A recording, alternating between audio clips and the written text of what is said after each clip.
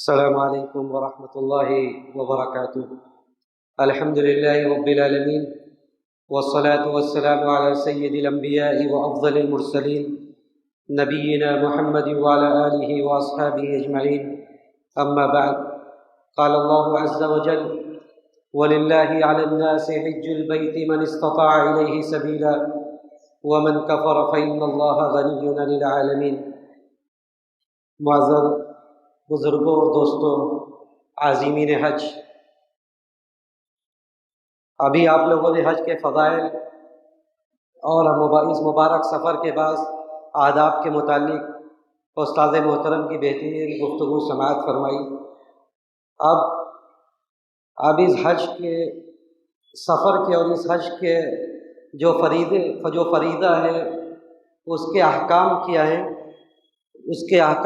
ہیں، اس کے متعلق تفصیلی گفتگو ہوگی، اور وہ ویڈیو اس شاشے پر چلے گا اور دیکھ کر اس کی وضاحت کی جائے گی انشاءاللہ۔ دیکھیے، جو حج کی قسمیں ہیں، حج 3 طرح سے ہوتا ہے۔ ایک تو حج تمتع ہوتا ہے، ایک حج قران اور ایک حج افراد۔ حج تمتع کا مطلب یہ ہوتا ہے کہ آدمی حج کے سفر پر جب نکلتا ہے تو عمرہ کرتا ہے، اور عمرہ کر کے وہ حلال ہو جاتا ہے، اور اس کے بعد جب 8 ذی الحجہ ہوتی ہے یعنی یوم الترویہ، تو یوم الترویہ کے دن وہ حج کا احرام باندھ کر اور حج کی نیت کر کے وہ نکلتا ہے، اور یعنی اس سفر میں وہ حج بھی کرتا ہے اور عمرہ بھی کرتا ہے۔ حج قران یہ ہوتا ہے کہ وہ عمرہ کر کے وہ حلال نہیں ہوتا ہے، بلکہ ایک ہی اس سے وہ حج اور عمرہ دونوں کرتا ہے۔ اور حج افراد یہ ہوتا ہے کہ وہ صرف حج کی نیت کرتا ہے اور اس سفر میں وہ حج کرتا ہے۔ تو دیکھیے، چونکہ اکثر لوگ یہاں سے جانے والے وہ حج تمتع یعنی متمتع ہیں، اس لیے سب سے پہلے عمرہ کے آداب اور عمرہ کے طریقوں کی وضاحت کی جائے گی۔ شروع سے چلاؤ گی۔ دیکھیے، یہ ویڈیو جو ابھی آپ لوگوں کے سامنے چلے گا، جو چل رہا ہے، اس میں عمرہ کے متعلق گفتگو کی جا رہی ہے۔ شروع سے کرو۔ عمرہ کے متعلق اس میں وضاحت کی جا رہی ہے کہ عمرہ کا طریقہ کیا ہے۔ یہ باقاعدہ وزارہ کی ویب سائٹ ہے جو سعودی عرب کی، اس سے یہ ویڈیو اپلوڈ کیا گیا ہے، کہ جس میں عمرہ کا طریقہ ان لوگوں نے خود اس پر اپلوڈ کیا ہے کہ عمرہ کیسے کرنا ہے۔ چونکہ عمرہ بھی ہمارے حج کا ایک حصہ ہے، اس لیے پہلے عمرہ کا طریقہ بتلایا جائے گا، اس کے بعد پھر حج کا۔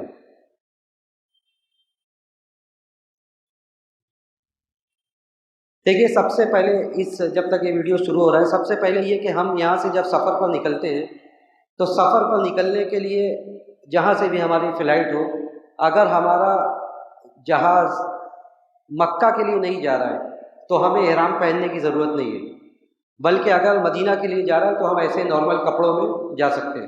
یہ انہوں نے شروع کیا، اور یہ بتلا رہے ہیں کہ احرام جب پہنا جائے گا تو اس سے پہلے کی کیا سنت ہے۔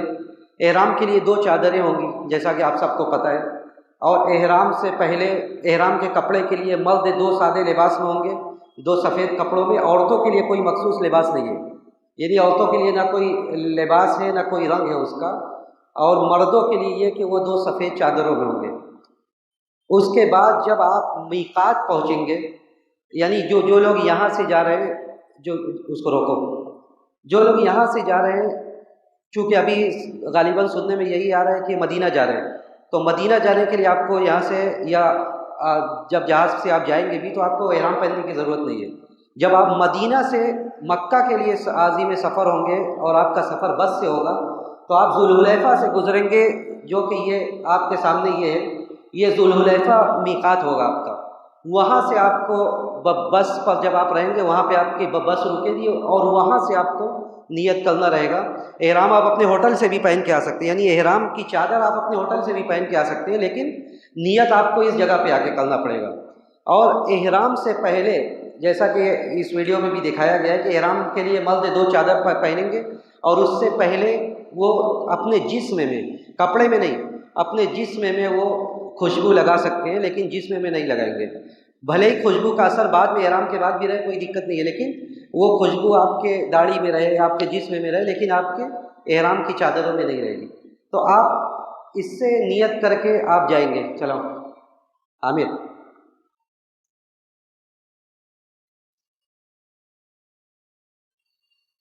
بڑھاؤ تھوڑا آگے بڑھاؤ۔ احرام کے لیے دیکھیے، یہ احرام کی کوئی مخصوص نماز نہیں ہے، لیکن اللہ کے رسول صلی اللہ علیہ وسلم نے تو فرض نماز کے بعد نیت کی تھی احرام کی، لیکن آدمی اگر احرام باندھ رہا ہے تو 2 رکعت وضو کی نیت سے، وہ وضو کی سنت کے طور سے وہ پڑھ سکتا ہے۔ اور اگر وہ اس جگہ سے یعنی ذوالحلیفہ کے میقات سے احرام باندھے گا تو وہاں پر 2 رکعت پڑھنا یہ ثابت ہے، کیونکہ وہ وادی مبارکہ ہے، وہاں سے 2 رکعت پڑھنا ثابت ہے۔ لیکن اس کے علاوہ اور جگہ سے اگر آپ نیت کر رہے ہیں تو احرام کی کوئی خاص نماز نہیں ہے، لیکن اگر وضو کی نیت سے وہ پڑھنا چاہے تو وہ کر سکتا ہے۔ یہ چیزیں جو دکھلا رہے ہیں یہ احرام کے محظورات میں سے، پیچھے کرو تھوڑا، بال نہیں کاٹ سکتے آپ۔ جب آپ احرام باندھ لیں گے اور نیت کر لیں گے تو آپ بال نہیں کاٹ سکتے، ناخن نہیں کاٹ سکتے، یہ محظورات احرام میں سے۔ سینٹ اور خوشبو نہیں لگا سکتے، یہ بھی منع ہے۔ سلا ہوا کپڑا نہیں پہن سکتے، سلا ہوا کپڑا وغیرہ پہننا، سر کا سایہ کرنا، یہ ساری چیزیں منع ہے۔ سر کا سایہ کرنا یعنی اوپر ٹوپی وغیرہ نہیں لگا سکتے، لیکن اگر چھتری ہے، چھتری لگا سکتے ہیں، چھتری لگا سکتے ہیں، چھتری میں کوئی کباط نہیں ہے۔ گھڑی پہن سکتے ہیں، چشمہ پہن سکتے ہیں، ان سب میں کوئی مسئلہ نہیں ہے، لیکن اس طرح آپ نہیں کر سکتے۔ آپ جو ہے بیوی سے مل نہیں سکتے حالت احرام میں، یہ منع ہے۔ شکار نہیں کر سکتے، کسی بھی طرح کا شکار آپ نہیں کر سکتے۔ عورتیں دستانہ نہیں پہن سکتی، جو عورتیں جا رہی ہیں وہ حالت احرام میں دستانہ نہیں پہن سکتی۔ روکو یہاں پہ روکو، اس سے پیچھے۔ شکار کے بعد آگے بڑھو۔ عورتیں دستانہ نہیں پہن سکتی اور نہ تو وہ اس طرح نقاب لگا سکتی ہیں، یعنی یہ اس طرح کیفیت یہ منع ہے۔ عورتیں یہ سمجھتی ہیں کہ ہم لوگوں نے الحمدللہ 12-13 حج کیا، عورتیں یہ سمجھتی ہیں کہ نقاب سے منع کیا گیا ہے حدیث میں، کہ اللہ کے رسول نے کہا کہ نقاب نہ لگائے۔ نقاب کا مطلب عربی میں ہوتا ہے اس طرح نوز پیس لگانا۔ اس کا مطلب قطعاً یہ نہیں ہوتا ہے کہ عورتیں سرے سے پردہ کرنا ہی چھوڑ دیں، بلکہ خود حضرت اسماء رضی اللہ تعالیٰ عنہ سے ثابت ہے کہ حضرت اسماء کہتی ہے کہ جب غیر مرد آتی تھی اجانب تو ہم لوگ گھونگھٹ نکال لیتے تھے، یہ واضح دلیل ہے اس بات کی کہ پردہ کرنے سے نہیں منع کیا گیا، بلکہ اس طرح کی کیفیت سے منع کیا گیا ہے۔ عورتیں نوز پیس نہیں لگائیں گی، لیکن وہ دوپٹہ یا اس کے متبادل کوئی بھی چیز ہو اس سے اپنا چہرہ کور کرتی رہیں گی جب بھی اجانب آئیں گے۔ تو یہ ساری چیزیں حالت احرام میں نہیں کرنا۔ اسی طرح نکاح کا پیغام یا نکاح کا عقد یہ بھی نہیں کیا جا سکتا، یہ ساری چیزیں حالت احرام میں منع ہے۔ اس کے بعد آپ پہنچتے ہیں، احرام کیا، نیت کیا، آپ نے احرام پہن کر نیت کیا، اس کے بعد اب آپ مکہ پہنچے۔ مکہ پہنچے جیسے آپ ہر مسجد میں داخل ہوتے ہیں، اسی طرح آپ مکہ میں مسجد حرام میں بھی داخل ہوں۔ مسجد حرام میں داخل ہوتے وقت اس کی جو دعا ہے عام مسجد میں داخلے کی، آپ وہ دعا پڑھتے ہوئے مسجد حرام کے اندر داخل ہوں۔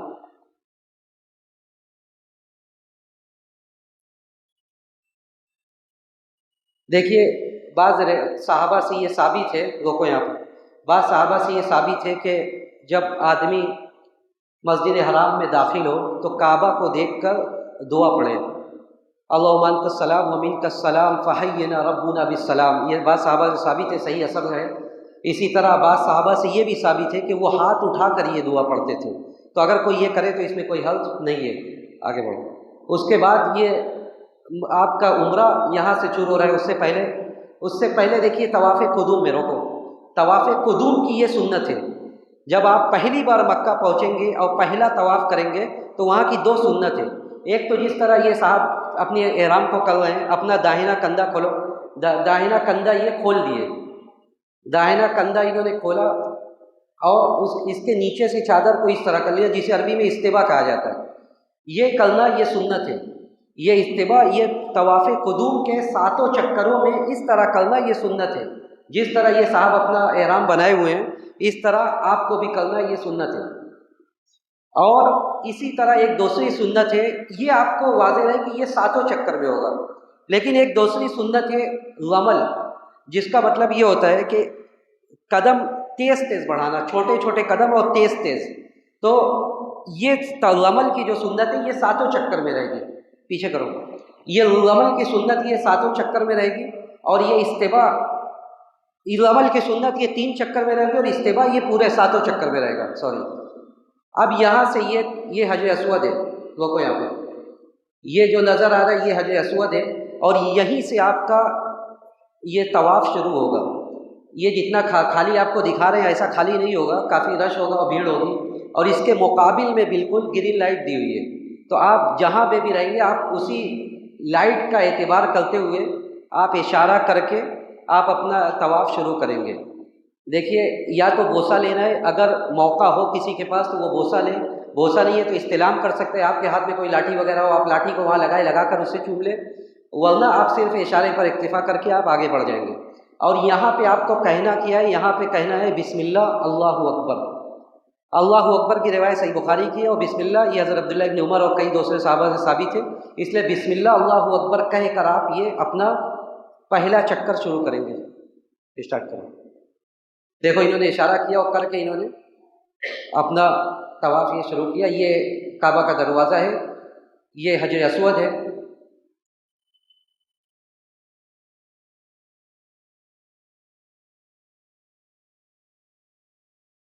یہ حجر اسود ہے جو پتھر جنت سے نازل ہوا تھا، اور نبی علیہ الصلوۃ والسلام نے حدیث میں کہا کہ یہ جب نازل ہوا تھا تو دودھ سے زیادہ سفید تھا.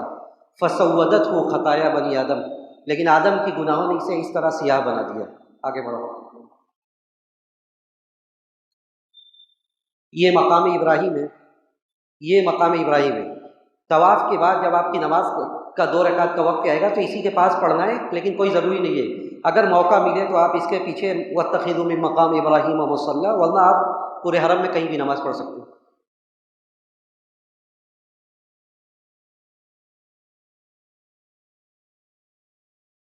دیکھیں اس طرح یہ 7 چکر یہ لگا رہے ہیں. 7 چکر اسی طرح لگانا ہے ہر وقت، ہر بار آپ جب آئیں گے.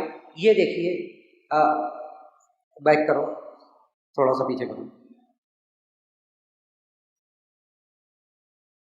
حجر اسود کا جو کونا ہے، حجر اسود کے کونے سے پہلے والا جو کونا ہے اس کے درمیان میں اسے رکن یمانی کہا جاتا ہے. رکن یمانی سے حجر اسود کے بیچ میں اللہ کے رسول صلی اللہ علیہ وسلم کی یہ سنت تھی، یعنی جو آخری دونوں کونے ہیں. حجر اسود کا کونا آپ نے دیکھا، حجر اسود سے پہلے والا جو کونا ہے، حجر اسود سے پہلے والے کونے سے لے کر یعنی رکن یمانی سے لے کر حجر اسود کے بیچ میں ربنا آتنا فی الدنیا حسنہ وفی الآخرۃ حسنہ وقنا عذاب النار، یہ دعا پڑھنا یہ اللہ کے رسول صلی اللہ علیہ وسلم کی سنت تھی. اسی طرح رکن یمانی کو چھونا، رکن یمانی کے پاس بھی اس ویڈیو میں نہیں دکھا رہے، رکن یمانی کے پاس کا بھی پردہ یہ لوگ حج کے موسم میں اٹھا دیتے ہیں، اور رکن یمانی کو چھونا یہ بھی سنت ہے. وہاں پہ کوئی اشارہ نہیں کرنا ہے، اگر موقع ملے تو آدمی رکن یمانی کو چھو سکتا ہے. اور اللہ کے رسول صلی اللہ علیہ وسلم نے یہ بھی فرمایا تھا کہ مسح رکن یحط الخطایا، کہ رکن یمانی کو چھونا بھی یہ گناہوں کے مٹانے کا باعث ہے. تو اگر رکن یمانی کے پاس آدمی کے پاس موقع ہو تو رکن یمانی کو چھوئے، لیکن اگر موقع نہیں ہے تو وہ ویسے ہی. دیکھیے یہ ہے، یہ رکن یمانی، یہ حصہ کھلا ہوا ہے. اگر وہاں پہ موقع، حالانکہ مجھے پورا یقین ہے کہ حج کے موسم میں موقع نہیں رہے گا، تو اگر یہ موقع کسی کے پاس ہو تو وہ اس کو چھو سکتا ہے، سنت ہے یہ. اس کے بعد وہ اس کونے سے لے کر حجر اسود تک جو جس کا بوسہ لیا جاتا ہے اس کے بیچ میں ربنا آتینا پڑے گا. بڑھائیے. بہرحال اس طرح یہ حجر اسود ہے. دیکھیے یہ رکن یمانی اور یہ حجر اسود، ان دونوں کونوں کے بیچ میں ربنا آتینا پڑھنا ہے. ہاں دیکھیے، ہاں اس کا کعبہ کا 4 کونا ہے، اس کا الگ الگ نام ہے. یہ رکن یمانی، یہ حجر اسود، تو اس کے بیچ میں ربنا پڑھنا ہے. اس کے بعد آپ اسی طرح ہر بار جب آپ حجر اسود کے پاس آئیں گے تو آپ اشارہ کریں گے اور بسم اللہ اللہ اکبر کہہ کر پھر ایک نیا چکر شروع کریں گے، اور اس طرح آپ کا 7 چکر پورا ہوگا. 7 چکر پورا کرنے کے بعد آپ کو، جب آپ کا 7 چکر پورا ہو جائے گا اس کے بعد آپ کا کام یہ ہے کہ آپ اس طواف کی 2 رکعت سنت ادا کریں گے. سنت کے لیے اللہ نے حکم دیا کہ واتخذوا من مقام ابراہیم مصلی، لیکن یہ مقام ابراہیم ہے، جیسا کہ میں نے پہلے بھی کہا یہ مقام ابراہیم ہے. یہاں پہ اگر آپ کو کہیں آگے پیچھے جگہ ملے تو آپ یہاں پہ نماز پڑھ سکتے ہیں، ورنہ پورے حرم میں کہیں بھی آپ نماز پڑھیں گے آپ کی 2 رکعت ادا ہو جائے گی. آپ کو پورے حرم میں کہیں بھی نماز کر کے آپ اس کا سنت کو ادا کر دیں. اس کے بعد یہ طواف آپ کا ہو گیا. اب آپ کا اگلا کام کیا ہے؟ طواف کے بعد آپ کے عمرہ کا دوسرا حصہ ہے سعی، صفا مروہ کی سعی کرنا. تھوڑا پیچھے جاؤ. اس سے پہلے ایک سنت یہ ہے کہ طواف کے بعد اور مقام ابراہیم کے پاس نماز ادا کرنے کے بعد آپ کو یہاں پہ جب آپ سعی کے لیے نکلیں گے تو وہاں پہ کافی زمزم کے کین لگے ہوئے ہیں، زمزم کے کافی کین لگے ہوئے ہیں. آپ وہاں پہ پانی پیجئے اور پانی پی کر اپنے سر وغیرہ پر ڈالیے، یہ بھی سنت ہے. پانی بھی پیجئے اور سر پر بھی ڈالیے اور وہاں پہ آپ دعائیں کیجئے. اس کے بعد پھر آپ صفا کی طرف اتریے. جب آپ صفا کی طرف بڑھا ہوگے، جب آپ صفا کی طرف اترنے لگے، دیکھیے یہ جا رہے ہیں صفا کی طرف. جب آپ صفا کی طرف جانے لگے تو آپ یہ آیت پڑھیں کہ ان الصفا والمروۃ من شعائر اللہ ابدأ بما بدأ اللہ بہ. یہ آیت کہ صفا اور مروہ اللہ کی نشانیوں میں سے. اور طواف کی 2 رکعتوں میں جیسے ہم فجر کی 2 رکعت میں قل یا ایھا الکافرون اور قل هو اللہ احد پڑھتے ہیں، وہی دونوں صورتیں پڑھنا سنت ہے. اس کے علاوہ کچھ اور بھی پڑھیں گے تو کوئی دقت نہیں، آگے بڑھائیے. اب یہ جا رہا ہے مسا کی طرف اور انہوں نے پانی پیا. دیکھیے انہوں نے پانی پیا، وہاں پہ پانی دینے والا کھڑا ہوا ہے اور وہ حج کے موسم میں بھی کھڑا رہے گا. اس کے بعد یہ اب صحیح کرنے کے لیے صفا کی طرف جا رہے ہیں. بدایت الصفا، صفا اسٹارٹ، یہاں سے صفا شروع ہو رہا ہے. یہ دیکھیے پیچھے کرو.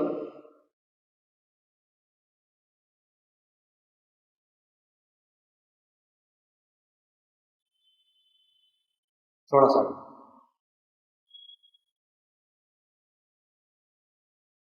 اس کے بعد جب یہ صفا کی طرف پہنچتے ہیں، دیکھیے صفا شروع یہاں سے ہو رہا ہے بڑا بڑا. یہ یہاں پہ جو لوگ کھڑے ہوئے ہیں، دیکھو یہاں پہ جو لوگ کھڑے ہوئے قبلہ رخ ہو کر یہ دعا کر رہے ہیں. یہ سارے لوگ جو آپ کو نظر آ رہے ہیں یہ لوگ قبلہ رخ ہو کر دعا کر رہے ہیں. اور یہاں پہ دعا ہر مرتبہ جب آپ صفا مروہ کی صحیح شروع کرنے لگیں گے تو آپ قبلہ رخ ہو کر، جیسے یہ لوگ ہیں قبلہ رخ ہو کر آپ ہاتھ اٹھائیں گے اور آپ ہاتھ اٹھا کر دعا کریں گے کہ اللہ اکبر اللہ اکبر اللہ اکبر 3 مرتبہ. اس کے بعد لا الہ الا اللہ وحدہ لا شریک لہ لہ الملک ولہ الحمد وهو علی کل شیء قدیر. لا الہ الا اللہ وحدہ انجز وحدہ ونصر عبدہ وہزم الاحزاب وحدہ. یہ دعا آپ اس قبلہ رخ ہو کر پڑھیں گے. اور اللہ کے رسول کی سنت یہ تھی کہ اس موقع پر اللہ کے رسول ان دو دعاؤں کے بیچ میں بھی دعائیں کرتے تھے، لمبی لمبی دعائیں کرتے تھے. دیکھیے اس پر اسکرین پر آ رہا ہے جو دعا لا الہ الا اللہ وحدہ لا شریک لہ لہ الملک ولہ الحمد وهو علی کل شیء قدیر. لا الہ الا اللہ وحدہ انجز وحدہ ونصر عبدہ وہزم الاحزاب وحدہ. یہ دعا آپ کو وہاں پہ کرنا ہے اور دے رہے ہیں کہ دعا کو 3 مرتبہ پڑھنا ہے. اس دعا کو 3 مرتبہ پڑھنا ہے. 3 مرتبہ یہ دعا قبلہ رخ ہو کر آپ کو پڑھنا ہے اور اس کے درمیان میں بھی آپ کو دعا کرنا ہے. اس کے بعد آپ پھر بڑھاؤ، آگے بڑھاؤ. اس کے بعد دیکھو یہ اترے اور یہ اب صفا سے یہ مروہ کی طرف جا رہے ہیں. صفا سے مروہ کی طرف جاتے وقت یہ دونوں لائٹیں، روکو ایک منٹ، یہ لائٹ آپ کو ملے گی. پیچھے کرو پیچھے کرو، لائٹ کے پاس لائٹ، یہ لائٹ، یہ گرین لائٹ آپ کو نظر آئے گی. اس گرین لائٹ کے بیچ میں تیز تیز چلنا ہے، بلکہ دوڑنا ہے. مردوں کو صرف، عورتوں کو نہیں. عورتوں کو دوڑنا یہ خلاف سنت ہے. عورتیں بھی وہاں پہ دیکھنے میں آتا ہے کہ وہ بھی دوڑنے لگی. عورتوں کو نہیں دوڑنا ہے، صرف مردوں کو دوڑنا ہے. یہ لائٹ جتنے دور میں یہ گرین لائٹ ہے اتنے دور میں مردوں کو دوڑنا ہے. بڑھو. اور اس صفا کے صحیح کے درمیان کوئی خاص دعا نہیں ہے سوائے وہ جو میں نے ابھی پڑھ کے بتائی. اس کے بعد آپ پھر اس کے بعد پورے صحیح کے درمیان آپ کوئی بھی دعا کریں یہاں تک کہ آپ مروہ پہ پہنچیں. یہ صاحب اب مروہ پہ پہنچ گئے، صفا سے ہوتے ہوئے مروہ پر پہنچے. مروہ پر بھی انہوں نے قبلہ رخ ہو کر وہی دعا پڑھی جو صفا پر پڑھی تھی. صفا پر جو دعا لا الہ الا اللہ وحدہ لا شریک لہ لہ الملک ولہ الحمد وهو علی کل شیء قدیر پڑھی تھی، وہی دعا یہ مروہ پر بھی جا کر پڑھے تھے. اور اس کے درمیان اور بھی دعائیں پڑھا جا سکتا ہے. اور وہاں پہ آپ کو بہت سارے لوگ نظر آئیں گے جو قبلہ رخ ہو کر وہ دعائیں کرنا ہے. تو آپ کو بھی ویسے ہی قبلہ رخ ہو کر دعائیں کرنا ہے. تو آپ صفا سے مروہ آئیں گے، آپ کا ایک چکر. مروہ سے صفا جائیں گے تو آپ کا یہ دوسرا چکر ہوگا. بہت سارے لوگ یہ سمجھتے ہیں کہ صفا سے مروہ گئے، مروہ سے صفا ہے تب ایک چکر ہوا. یہ نہیں، ایسا نہیں ہے. صفا سے آپ اسٹارٹ کریں گے، مروہ جائیں گے، آپ کا ایک چکر. مروہ سے صفا واپس جائیں گے، آپ کا 2 چکر ہو جائے گا. تو اسٹارٹ صفا سے ہوگا اور ختم کہاں پہ ہوگا؟ مروہ پہ ختم ہوگا. اس شروع جو ہے صفا سے ہوگا اور آپ کی صحیح کا خاتمہ کہاں ہوگا؟ مروہ پر ہوگا. اور جب ختم ہو تب یہ دعا نہیں کرنا ہے، یعنی اسٹارٹ میں کرنا ہے، ہر چکر کے شروع میں کرنا ہے، لیکن جب آپ کا آخری چکر ختم ہوگا مروہ پر اس وقت یہ دعا نہیں کرنا ہے. بڑھاؤ بڑھاؤ اس کو. اور اس کے درمیان میں دیکھیے یہ چل رہا ہے، یہ مروہ ہے، اس کے درمیان میں کوئی بھی دعا ہو آدمی کر سکتا ہے، قرآن کی تلاوت کر سکتا ہے، کچھ بھی ہو، اور ہر چکر کے شروع میں اس کے بعد جب آپ کا یہ ختم ہو جائے، صحیح آپ کی جب 7 چکر مکمل ہو جائے تو اس کے بعد مردوں کو کیا کرنا ہے؟ مردوں کو بال منڈوانا ہے یا بال چھوٹا کروانا ہے؟ منڈوانا یہ افضل ہے، اگر حج بہت زیادہ قریب نہ ہو، اگر حج بہت زیادہ قریب نہ ہو تو منڈوائے، یہ زیادہ افضل ہے، اور اگر حج قریب ہے 1-2 دن بالکل آخر میں جو لوگ جاتے ہیں جب حج قریب ہو تو ان کے لیے زیادہ بہتر یہ کہ وہ کٹوا لیں تاکہ حج میں منڈوائے بال کو۔ تو یہ جب انہوں نے بال منڈوا لیا تو اب جو چیزیں ان کے لیے حرام تھی حالت احرام میں وہ ساری چیزیں ان کے لیے جائز ہو گئی، جیسے نکاح بھی کر سکتے ہیں، بال بھی کاٹ سکتے ہیں، خوشبو لگا سکتے ہیں، عورتیں نقاب پہن سکتی ہیں، یہ شکار کر سکتے ہیں اور عورتوں سے بیوی سے مل سکتے ہیں، سلا ہوا کپڑا پہن سکتے ہیں، یہ سارا کام جو ان کے لیے ناخن کاٹ سکتے ہیں، جو کام پہلے حرام تھا وہ سارا کام ان کے لیے جائز ہو گیا۔ تو مردوں کا تو یہ مسئلہ ہوا، عورتیں جو ہیں دیکھو یہ بال کٹوا رہے ہیں، اس کے بعد عورتیں جو ہیں، عورتوں کو انگلی کے پور کے برابر بال کاٹنا ہے، عورتوں کو انگلی کے پور کے برابر بال کاٹنا ہے۔ دوسرا ویڈیو چلو۔ اس طرح ان کا یہ عمرہ مکمل ہو گیا، دیکھو عورتوں نے انگلی کے پور کے برابر بال کاٹا، اس طرح انگلی میں پکڑ کر اس کو کاٹ لیا، تو یہ اس طرح عمرہ ان کا مکمل ہو گیا۔ اس کے بعد یہ مکہ میں جب جتنے دن رہے، جیسے مثال کے طور سے جو لوگ ابھی جا رہے ہیں مئی کے لاسٹ میں، تو ان کے پاس اچھا خاصا وقت ہے، اچھا خاصا وقت ہے ان کے پاس۔ دوسرا ویڈیو چلو۔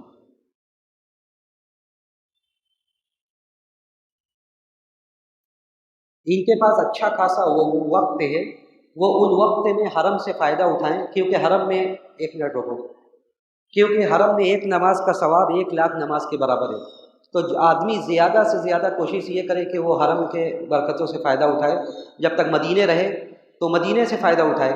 دیکھیے مدینہ چونکہ آپ لوگ پہلے جا رہے ہیں اس لیے وہ بات مکمل کر کے تب میں آگے بڑھوں۔ دیکھیے مدینے میں جو سنت کام ہے وہ یہ ہے کہ آپ جب تک رہیں مسجد نبوی سے فائدہ اٹھائیں، مسجد نبوی میں 1 نماز کا ثواب 1000 کے برابر ہے۔ اس کے علاوہ آپ کا کیا کام ہے؟ روضہ میں جو ریاض الجنہ ہے، ریاض الجنہ میں نماز پڑھنے کا موقع ملے تو ریاض الجنہ میں نماز کی پڑھیے، اس لیے کہ اللہ کے رسول نے یہ کہا کہ ما بین بیتی و منبری روض من ریاض الجنہ، میرے گھر اور ممبر کے درمیان جنت کی ایک کیاری ہے، تو آدمی موقع ملے تو وہ ریاض الجنہ میں نماز پڑھے۔ عورتوں کے لیے بھی الگ سے ٹائم ہوتا ہے، عورتیں بھی ریاض الجنہ میں نماز پڑھیں اگر موقع ملے تو۔ اس کے علاوہ کیا ہے؟ اس کے علاوہ یہ کہ مرد اللہ کے رسول کی قبر پر سلام پڑھنے کے لیے جائیں گے، اس کے لیے بھی الگ سے لائن لگتی ہے، وہ جائیں، لیکن حل ایسا کچھ نہیں ہے کہ وہ ہر نماز کے بعد سلام پڑھنے کے لیے جائیں۔ بعض لوگ یہ سمجھتے ہیں کہ جب تک وہ مدینے میں رہے، مسجد نبی میں رہے، ہر نماز کے بعد وہ سلام پڑھنے کے لیے جائیں، ایسا کچھ نہیں ہے۔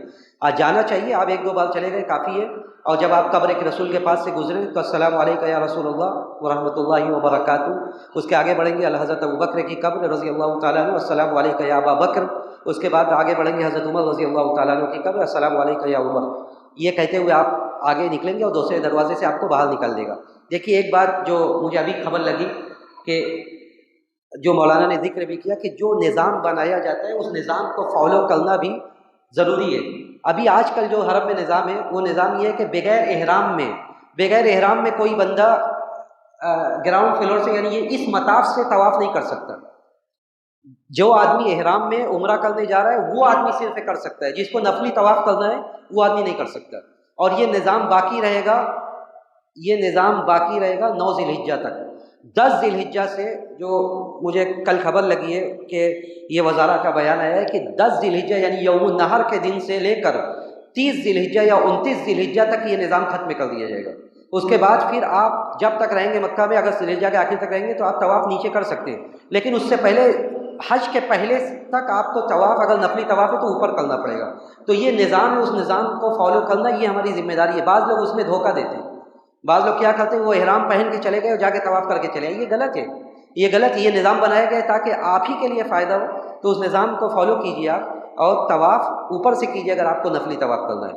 تو مدینے میں آپ ہیں تو مدینے میں سلام کے بعد اس کے بعد ایک دوسرا کام یہ ہے کہ بقی جو سامنے قبرستان ہے بقی کی زیارت کرنا۔ بقی میں آپ جائیں، جیسے آپ عام قبرستان میں جاتے ہیں جو دعا پڑھتے ہیں وہی بقی میں بھی جائیں، بہت سارے صحابہ کی قبریں ہیں، بہت سارے اللہ کے نیک بندوں کی، آپ جائیں، جا کے عبرت حاصل کریں گے۔ جب بڑے بڑے لوگ اس دنیا میں نہیں رہ سکے تو ہمہ شمہ کی کیا حیثیت ہے؟ وہ اس کے علاوہ اور کوئی عمل وہاں پہ مسنون نہیں ہے۔ اس کے علاوہ بقی ہو گئی، بقی کے علاوہ ایک جگہ اور ہے مسجد قباء۔ مسجد قباء میں جانا اس کی بڑی فضیلت ہے، اللہ کے رسول صلی اللہ علیہ وسلم جایا کرتے تھے، تو جس کو موقع ملے وہ مسجد قباء ضرور جائے موقع نکال کر، اس لیے کہ اللہ کے رسول نے حدیث میں فرمایا کہ مسجد قباء میں جا کر جو میرے اس گھر سے طہارت حاصل کرے، ثم صلی فی مسجد قباء رکعتین، اور وہ جا کر مسجد قباء میں 2 رکعت نماز کو ادا کرے، کان کعدل رقبہ، تو کان کا عمرہ، تو اس کا ثواب ایسے ہی ہے جیسے اس نے عمرہ کیا۔ تو مسجد قباء میں جا کر نماز پڑھنا، اس کا اہتمام کرنا چاہیے۔ اس کے علاوہ ایک اور سنت ہے، شہدائے احد جو ہیں، جن لوگوں کی شہادت ہوئی تھی احد کے موقع پر، ان لوگوں کی جہاں قبریں ہیں وہاں پہ بھی جانا اللہ کے رسول صلی اللہ علیہ وسلم کی سنت ہے، وہاں پہ بھی جانا چاہیے۔ یہ ہو گیا وہاں کی مدینہ کا کام۔ اس کے علاوہ اور بھی بہت ساری جگہوں پر آپ کو لے کر جائے گا، لیکن یہ کوئی سنت نہیں ہے۔ مسجد کو قبلتین ہو گئی، مساجد سبع ہو گیا، اور اس کے علاوہ اور بہت ساری جگہیں آپ تاریخی جگہ سمجھ کر جائیں، لیکن وہاں جانا سنت نہیں ہے۔ اگر آپ کو لے جائے آپ تاریخی جگہ سمجھ کر جائیں وہاں پہ جانا، لیکن سنت نہیں ہے۔ یہ مدینہ کا کام ہو گیا۔ اس کے بعد اب آپ کا کام ہے، جب تک آپ مکہ میں رہیں، 1 منٹ رکو، جب تک آپ مکہ میں رہیں، آپ جتنا دن ہے عمرہ کے بعد آپ حرم سے فائدہ اٹھائیے، نماز وغیرہ پڑھیے، اور اس پیریڈ میں بہت سارے لوگوں کو آپ دیکھیں گے کہ وہ دھڑا دھڑ نفلی عمرہ کر رہے ہیں۔ مطلب ان کا کام یہی ہوتا ہے کہ ان کے سر پہ بال نہیں اگتے ہیں، لیکن وہ عمرہ کرتے رہتے ہیں۔ یہ بھی خلاف سنت ہے، یہ بھی خلاف سنت ہے۔ آپ جب ایک سفر پر دیکھیے، یہ سمجھنے والی بات ہے کہ آپ حج تمتع کر رہے ہیں، اور یہ عمرہ جو آپ نے کیا ہے یہ آپ کے حج کا حصہ ہے، اور ایک عمرہ کر کے ابھی آپ گویا کہ حج کا انتظار کر رہے ہیں، آپ عبادت میں ہیں، تو ایک عبادت میں دوسری عبادت کو نہیں داخل کر سکتے۔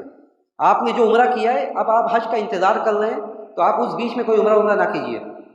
آپ اس بیچ میں جو نفلی کام ہے آپ وہ کام کیجیے، طواف وغیرہ کیجیے، نماز پڑھیے، لیکن دوسروں کو دیکھ کے پریشان ہونے کی ضرورت نہیں کہ یہ لوگ دھڑا دھڑ عمرہ کر رہے ہیں، لمبا چوڑا چٹا لے کر آتے ہیں سارے لوگوں کا کہ ان کے نام سے بھی عمرہ کرنا ہے، ان کے نام سے بھی عمرہ کرنا ہے۔ دیکھیے یہ سب خلاف سنت ہے۔ آپ اس طرح آپ باقی رہیں، اور یہاں تک کہ آپ کو پھر آپ حج کا احرام باندھنا ہے، اور حج کا احرام آپ کا کس دن ہوگا؟ یوم الترویہ، 8 ذی الحجہ۔ دیکھیے سنت تو یہ ہے کہ 8 ذی الحجہ کو آپ کو حج کا احرام باندھنا ہے، لیکن آپ ابھی جو موقع چل رہا ہے، جو ماحول ہے، آپ دیکھیں گے، خود جائیں گے تو آپ کو 8 ذی الحجہ سے پہلے ہی 7 تاریخ سے پہلے آپ کے بلڈنگ کے نیچے اعلان لگ جائے گا کہ جیسے 6 تاریخ کو اعلان لگ جائے گا انڈین حج مشن کی بلڈنگوں میں، 6 تاریخ کو اعلان لگ جاتا ہے کہ آج رات میں مثال کے طور سے 10 بجے آپ سب لوگ ریڈی رہیں، اور آپ لوگوں کو لے کر آج ہی رات میں، یعنی جو 8ویں رات ہے اسی رات کو آپ لوگوں کو لے کر مینا چلے جائیں گے۔ جبکہ سنت یہ کہ ترویہ کے دن 8 ذی الحجہ کو ضحیٰ چاشت کے وقت جانا ہے، لیکن آسانی اور سہولت کی وجہ سے بعض چیزوں کا فتویٰ دیا گیا ہے جس میں سارے لوگوں کے لیے آسانی ہے۔ اگر سارے لوگ ایک ساتھ 8 تاریخ کو نکلیں گے تو بہت سارے ایسے لوگ ہوں گے جو مینا پہنچ ہی نہ پائیں، تو اسی لیے بہت سارے لوگوں کو رات ہی میں مینا روانہ کیا جانے لگتا ہے۔ مینا روانہ کیا جائے گا، اور مینا روانہ کرنے کے بعد یہاں سے اب آپ کا حج شروع ہوتا ہے۔ ترویہ کے دن سے حج کا پورا دن، وہ یا تو 5 دن ہے یا 6 دن، حج کا پورا دن، جتنے دنوں میں حج کے سارے کام ہیں وہ 5 یا 6 دن ہیں۔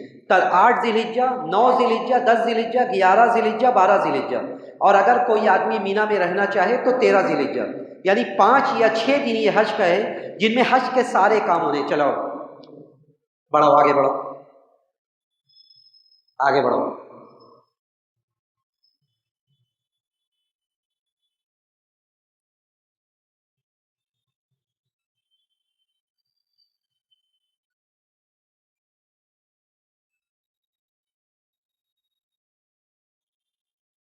اور بڑھو، آگے بڑھو۔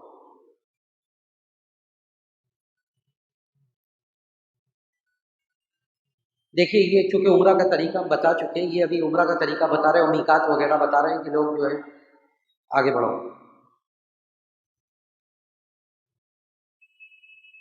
جو چیزیں عمرہ میں آپ کے لیے حرام تھی، جو میں نے بتایا کہ احرام کی حالت میں یہ چیزیں حرام رہیں گی، وہی ساری چیزیں حج کے موقع پر بھی جب آپ احرام باندھیں گے تو وہ چیزیں آپ کے لیے حرام رہے گی۔ نہ تو ناخن کاٹ سکتے ہیں، نہ بال کاٹ سکتے ہیں، نہ سر پر سر ڈھانک سکتے ہیں، یہ ساری چیزیں آپ کے لیے حرام رہیں گی جو حالت عمرہ میں جب آپ نے احرام باندھا تھا تو آپ کے لیے حرام تھی۔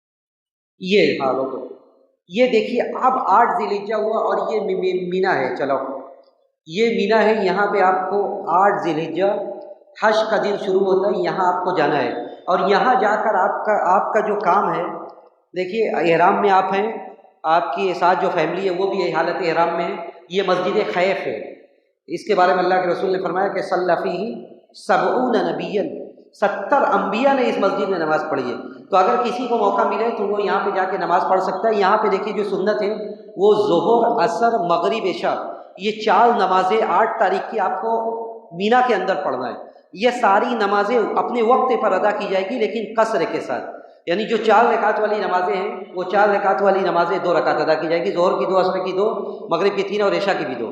اس کے بعد وتر ادا کیا جا سکتا ہے، اس کے علاوہ اور نوافل نہیں ہے۔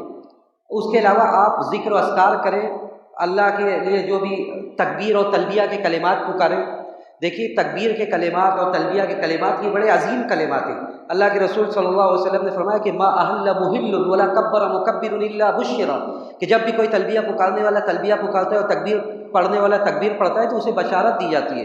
صحابہ نے کہا کہ کس چیز کی بشارت دی جاتی ہے؟ کہا کہ جنت کی بشارت دی جاتی ہے۔ تو آپ تکبیر زور زور پڑھیں، تلبیہ زور زور پکاریں، لیکن عورتیں جو ہیں عورتیں دھیرے دھیرے پڑھیں گی۔ تو یہ یہاں پہ آپ کو 4 نمازیں پڑھنا ہے، اس کے بعد آپ سوئیں گے، اور 9 تاریخ کے صبح آپ کو یہاں سے مینا سے پھر جانا ہے عرفات۔ دیکھیے سنت یہی ہے کہ آدمی 9 تاریخ کو عرفات جائے، لیکن آج آپ کی سہولت اور آسانی کے لیے 9ویں رات میں، یعنی 8 تاریخ کی رات جو ہو رہی ہے عشاء کے بعد ہی آپ کو لے کر عرفات روانہ کر دیتے ہیں۔ دیکھیے یہ لوگ عرفات جا رہے ہیں، 2 کو 1 منٹ۔ سنت تو یہ کہ 9 تاریخ کو جائیں، لیکن آسانی کے لیے 9ویں رات میں ہی یہ آپ کو لے کر عرفات جانے لگتے ہیں۔ اور ایک بات یہاں پہ اور کہ اب جتنے حاجی ہندوستان سے جاتے ہیں ان لوگوں کو میٹرو سے لے کر جایا جاتا ہے، اور یہ میرا تجربہ ہے ذاتی کہ جس چیز کا آپ کو مکلف کیا جائے آپ اسی کو فالو کیجیے۔ بہت سے لوگ یعنی کیا کہا جائے، یعنی اوور اسمارٹ بننے کی وجہ سے وہ اپنا جس چیز کا انہیں، جیسے اب ان کو میٹرو کا ٹکٹ دیا گیا وہ میٹرو چھوڑ کر وہ اپنے آپ ہی نکل جاتے ہیں، جس کا نقصان بعد میں خود انہیں اٹھانا پڑتا ہے۔ جب وہ عرفات سے نکلنے لگتے ہیں تو بڑی جلد بازی ہوتی ہے انہیں، تو عرفات سے نکلتے وقت وہ جلد بازی کے چکر میں میٹرو چھوڑ دیتے ہیں، میٹرو چھوڑتے ہیں، حاجیوں کے ساتھ پیدل ہی نکل دیتے ہیں، یا کوئی بس نظر آئی اسی میں چڑھ جاتے ہیں۔ اس کا پورے حج میں آپ کو نقصان ہوگا۔ آپ جب مزدلفہ پہنچیں گے وہاں پریشان ہوں گے، مزدلفہ سے آپ مینا جانے میں آپ کو دقت ہوگی، اس لیے اگر میٹرو ہے بھلے ہی اس کا انتظار کیجیے۔ ہر معلم کا مکتب نمبر جو ہوتا ہے، جیسے آپ کا مثال کے طور پر 20 نمبر مکتب ہے تو اس کا عام طور سے جو دستور ہے وہ یہ ہے کہ 20 نمبر والوں کو ادھر سے جانا ہے، ان کا ٹائم یہ ہوگا، 25 نمبر والوں کو ادھر سے جانا ہے، ان کا ٹائم یہ ہوگا، تو جو آپ کو بتایا جائے آپ اس کو فالو کیجیے۔ تو یہ 9 تاریخ کو جب آپ عرفات پہنچیں تو عرفات پہنچنا یہ در حقیقت حج ہے، یہ آپ کے حج کا رکن ہے۔ اگر کوئی آدمی عرفات نہیں پہنچ سکا اس کا حج نہیں ہے، اگر وہ پورے دن مزدلفہ یعنی 10 تاریخ کی صبح سے پہلے تک وہ عرفات نہیں پہنچ سکا اس کا حج نہیں ہے۔ اللہ کے رسول صلی اللہ علیہ وسلم نے کہا تھا کہ الحج عرفہ، حج در حقیقت یہ عرفہ میں وقوف ہے، آدمی کو عرفہ پہنچنا ہے ہر حال میں۔ تو آدمی عرفہ پہنچ رہا ہے، دیکھو یہ جگہ جگہ عرفہ میں جگہ جگہ آپ کو جو نظر آئے گا وہ لوحہ، بڑے بڑے بورڈ نظر آئیں گے، اس بورڈ پر لکھا ہوگا کہ عرفات اسٹارٹس ہیئر، انگریزی میں، اردو میں، عربی میں، کہ ہر جگہ لکھا رہے گا کہ یہ دیکھو سنت بتا رہے ہیں، یہ مسجد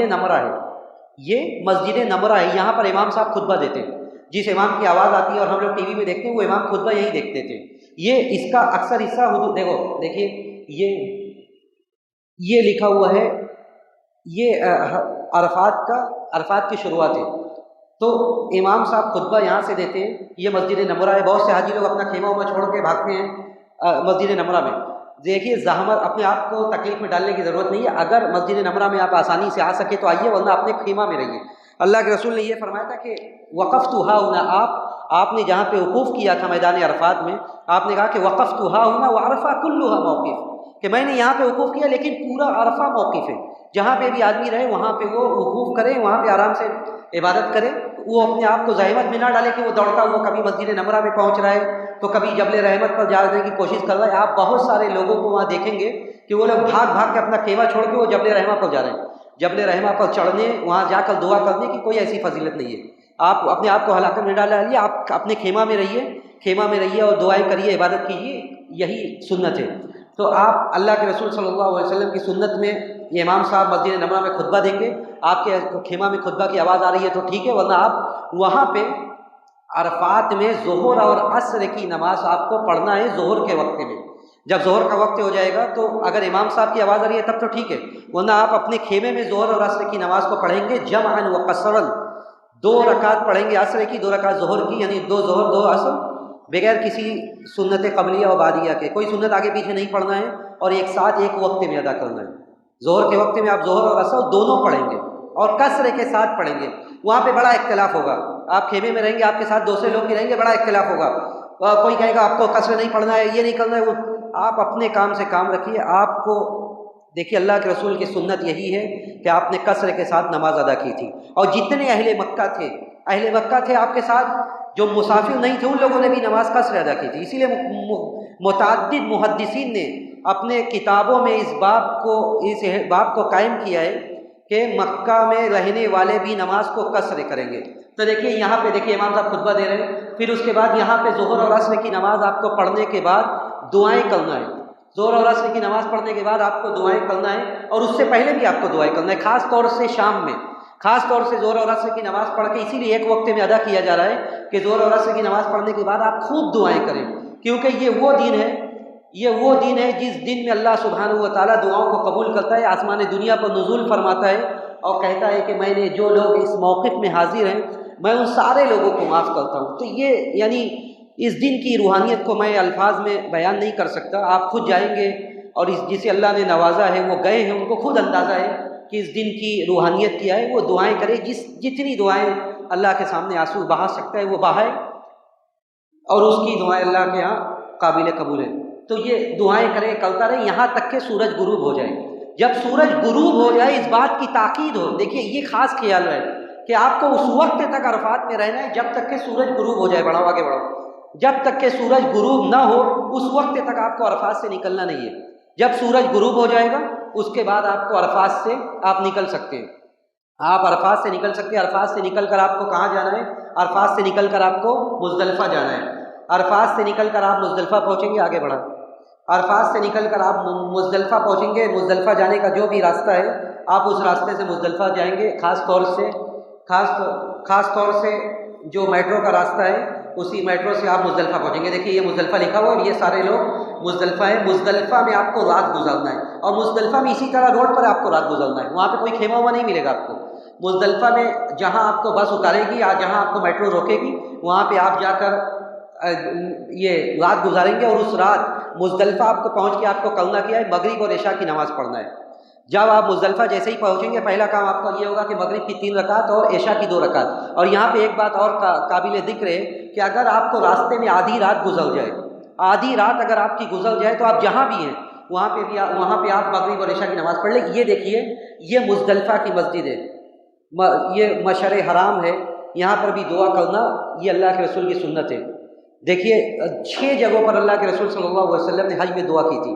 ایک تو صفا مروہ میں، صفا پر اور مروہ پر، دوسرا ایک مسجد یہ مشعر حرام، اور ایک عرفات میں، اور 2 کنکڑی مارنے کے بعد جب چھوٹے اور بیچ والے کو آپ ابھی آگے کنکڑی ماریں گے تو وہاں پہ ٹھیک ہے، تو یہاں پہ آپ نے پوری رات گزارنا، اور یہاں پہ سنت یہ ہے کہ آپ کو رات میں کوئی عبادت نہیں کرنا ہے، رات پہ آپ آرام سے سوئے، سارے لوگ سوئے ہوئے، یہاں تک کہ جب صبح ہوئی بڑھوا گئے، یہاں تک کہ جب صبح ہوئی تو صبح فجر کی نماز پڑھ کے یہاں سے نکلنا ہے، فجر کی نماز پڑھ کر یہاں سے نکلنا ہے آپ کو۔ لیکن دیکھیے جو عورتیں ہیں جن کے ساتھ، یا جو کمزور لوگ ہیں، جو عورتیں ہیں جو کمزور لوگ ہیں، وہ لوگ 1/3 رات کے بعد یہاں سے نکل سکتے ہیں۔